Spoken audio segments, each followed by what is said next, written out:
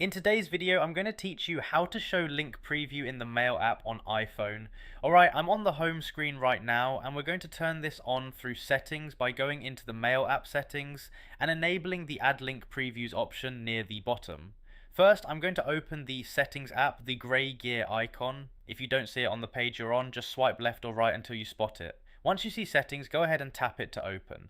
Okay, now settings is open and we need to go into apps. So at this point I'm scrolling down the list until I see apps. I'm moving steadily and watching the labels as they pass by. Alright, I see apps, so I'm tapping on apps. Now we're on the apps screen and we need to find mail. So at this point I'm scrolling through the list until I see mail.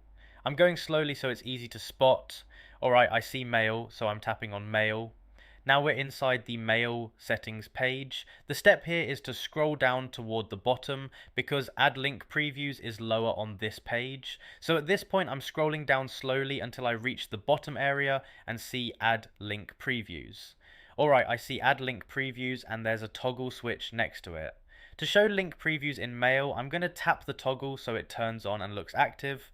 Once it's on, that's your confirmation it's enabled. There's no save button here, so the change applies immediately.